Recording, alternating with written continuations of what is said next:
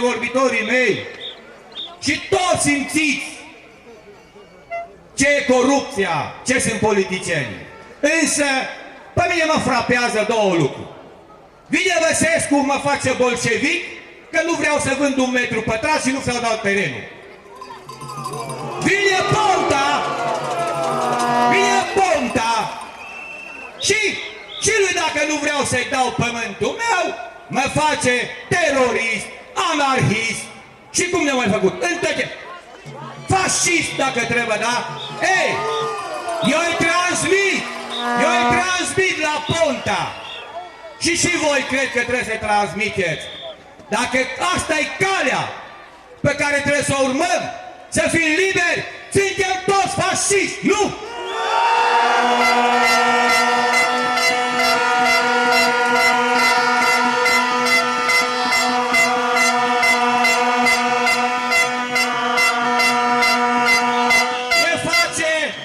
Și-au tupeu să zică da, să aceeași mizerie, nu ne facem nicio problemă. Vreau însă să spun altceva. Socrusul, el, Antonescu, Băsescu, toți văd numai agenturi străine, KGB-iști, CIA-iști, FBI-iști, asta înainte de a pica Ceaușescu vedea la fel. Să aibă grijă. Poporul nu-i agentul nimănui! Ei sunt agenți!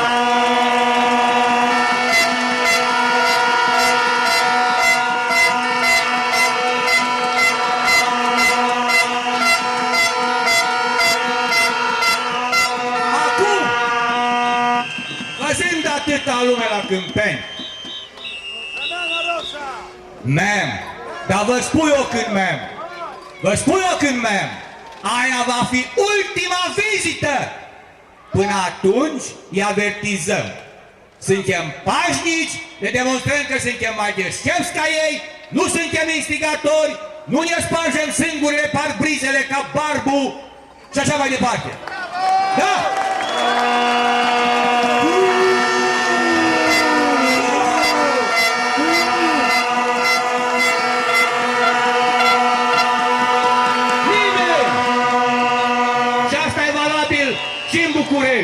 Și în Cluj, și la Timișoara.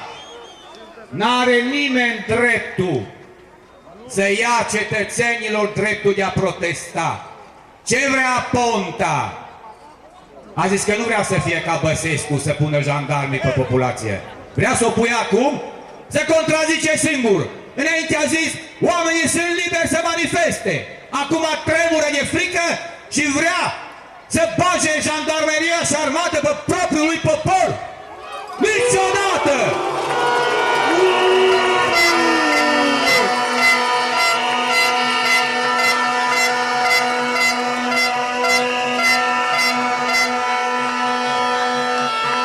Deci vă reamintesc, aveți grijă. Ei acum fac joc de gleznă, li frică. Au mai amânat comisia încă o lună. Ei cred că noi ne plictisim. Între timp, eu vă spun sincer, nu mă plictisem la Roșia Montană. Și mi-am adus aminte ceva. Am văzut și mi-a plăcut extraordinar când am venit în Câmpeni, că am văzut niște ființe nobile, vacile. Da, eu sunt un fermier care am în dotare aceste ființe nobile. Pentru că sunt sigur că noi ne mai întâlnim. Aia vă spun eu. Ori aici, ori v-am spus când va fi ruta finală Roșia Montană, dacă chiar ăștia nu își bagă mințile în cap. Și apropo de Ponta, este o vorbă, Dumnezeu să-l ierte că nu știe ce vorbește, sau atât îl duce mintea. Da? Deci ăsta e mesajul pe care vreau să-l transmite unor politicieni de asemenea învergură. Vă mulțumesc și acum mai strigăm încă o dată. Salvăm, salvăm Roșia Montană! Salvăm, salvăm Roșia Montană! Salvăm, salvăm Roșia Montană! Salvăm, salvăm Roșia Montană! Salvăm, salvăm Roșia Montană! Salvăm, salvăm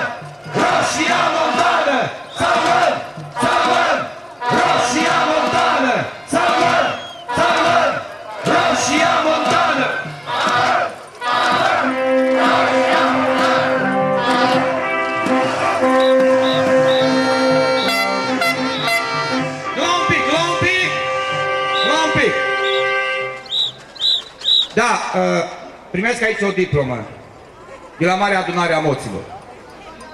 Sunt foarte onorat. Însă vă spun ceva.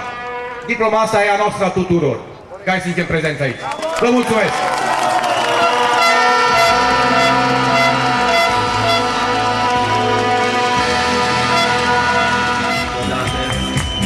Iar poporul învinge! Întotdeauna învinge! Iară să tacă și să dure de la pământ pașii și până la nebun.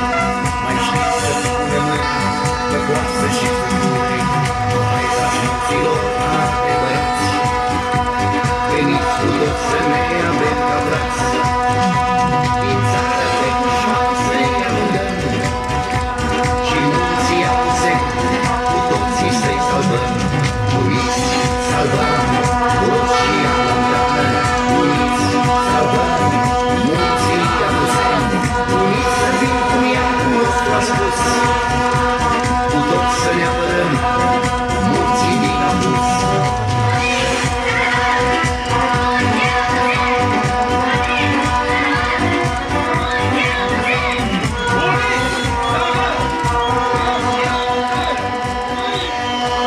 Și acum să vă dau o veste. RMGC a influențat Abrudul, care este la ora asta ocupat de RMGC, încât să lua curentul să nu mai vadă ce era câmpeni. Asta a făcut!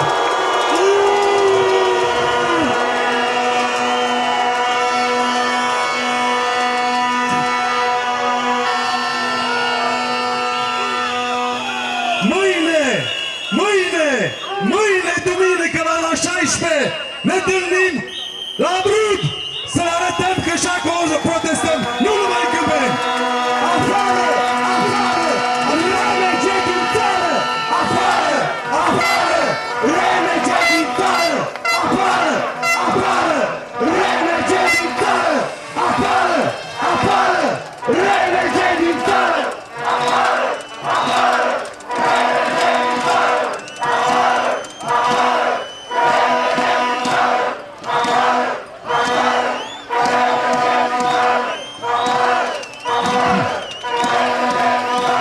Și acum vă rog să-mi dați voie să dau microfonul să vă salute din Piața Universității, de la Brașov, de la Bihor, care sunt aici cu noi, și de la Cluj.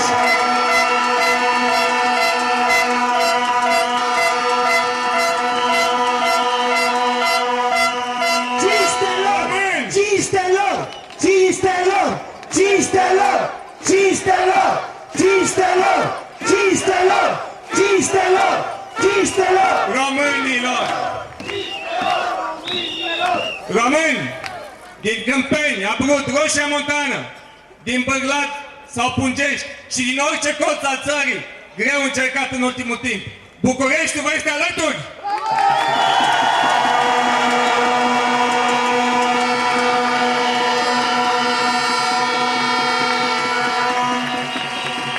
Și vă vrea alături!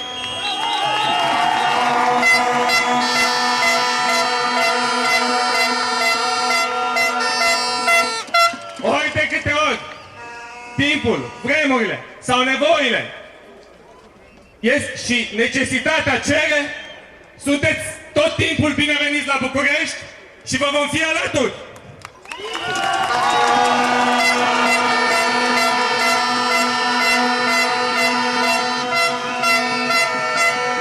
Trăim zile în care trădarea a ajuns literă de lege și cei care au obligația să apere țara preferă aurul, gazele sau banii de la corporațiile amestite după profit și pentru care nu contează ce rămâne în urmă. Vă aduc aminte, în actuala Constituție încă valabilă, sunt două articole care spun următoarele. 54. Fidelitatea față de țară e sacră. Și 55. Toți cetățenii au dreptul și obligația să apere România. Noi suntem aici nu că avem dreptul, ci obligația!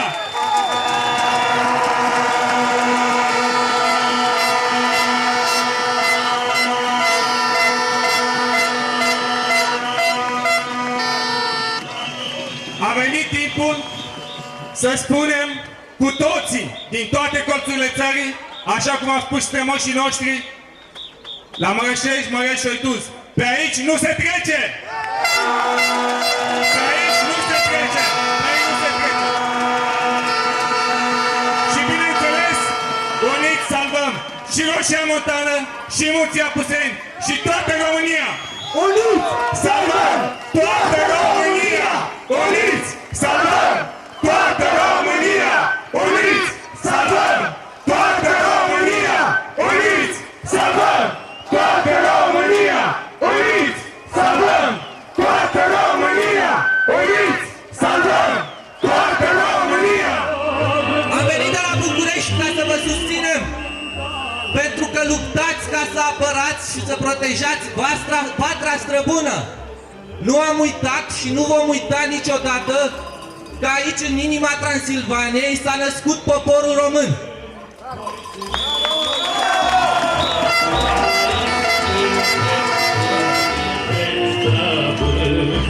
Pentru că zeci de mii de români protestează în toată țara de mai bine de o lună de zile, iar guvernanții noștri se fac că plouă. Avem un mesaj scurt. Nu vă cerem legi mai bune. Nu vă cerem să îndreptați ce ați stricat. Nu vă cerem să vă rotiți iar la conducere, să vă jucați de-a puterea și opoziția. Toate partidele vă cerem un singur lucru. Plecați! Plecați cu toții!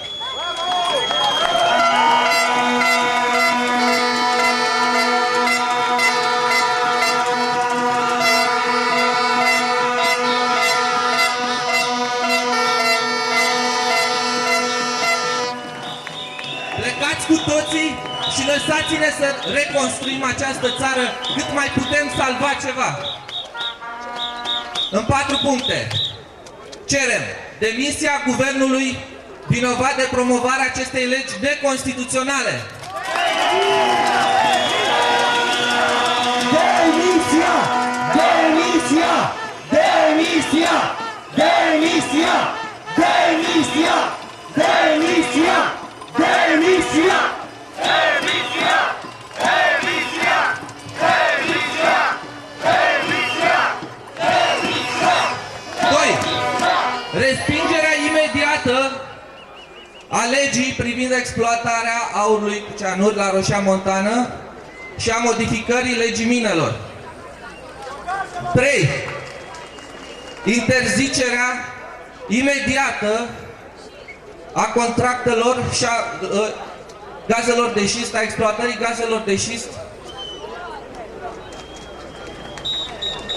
Și ultimul punct, o nouă lege electorală, pentru că actuala lege constituie un impediment și blochează accesul democratic la constituirea de noi partide politice și accederea în Parlament.